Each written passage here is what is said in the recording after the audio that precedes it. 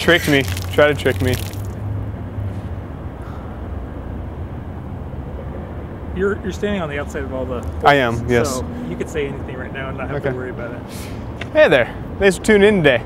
Got your latest medical news headlines coming up. And that was boring. Yep. All right, let's see what happens now.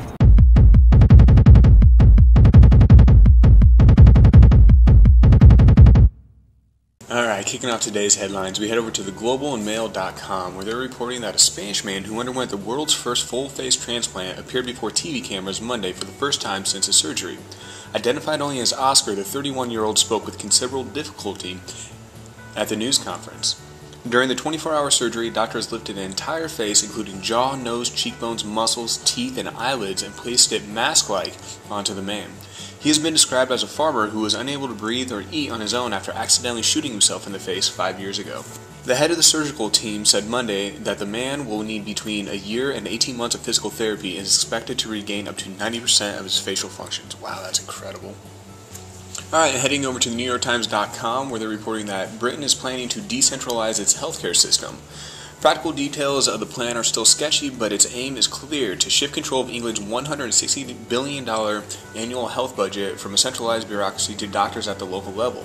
Under the plan, $100 billion to $125 billion a year would be meted out to general practitioners who would use the money to buy services from hospitals and other healthcare providers. The plan would also shrink the bureaucratic apparatus, in keeping with the government's goal to effect $30 billion in efficiency savings in the health budget by 2014 and to reduce administrative costs by 45%. Tens of thousands of jobs would be lost because layers of bureaucracy would be abolished. In a paper outlining the plan, the government admitted that the changes would cause significant disruption and loss of jobs, but it said the current architecture of the health system has developed piecemeal, involves duplication, and is unwieldy. Liberating the NHS and putting powers into the hands of patients and clinicians means we'll be able to effect a radical simplification and remove layers of management. Alright, and headed over to WashingtonPost.com, where they're reporting that Japanese women are expected to live almost 86.5 years, topping the world longevity ratings for the 25th straight year. The statistics for 2009, compiled and published by the Ministry of Health, Labor, and Welfare, showed both Japanese women and men extended their average life expectancy to new records. Average lifespans rose almost 5 months for women and nearly 4 months for men compared to the previous year.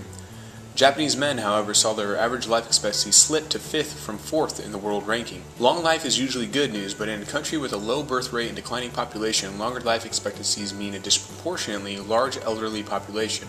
The graying of society is expected in the near future to strain government services and pension programs while causing labor shortages. Alright, staying with WashingtonPost.com, they're reporting that patients treated at Veterans Affairs hospitals and clinics will be able to use medical marijuana in the 14 states where it's legal. The directive from the Veterans Affairs Department in the coming week is intended to clarify current policy that says veterans can be denied pain medication if they use illegal drugs. Veterans groups have complained for years that this could bar veterans from VA benefits if they were caught using medical marijuana. The new guidance does not authorize VA doctors to begin prescribing medical marijuana, which is considered an illegal drug under federal law.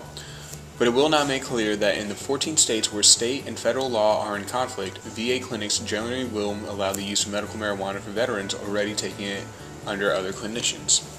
Alright, that'll do it for today's headlines. As always, www.mditv.com/blog for all of your latest medical news. And you can always find us on Twitter at MDITV.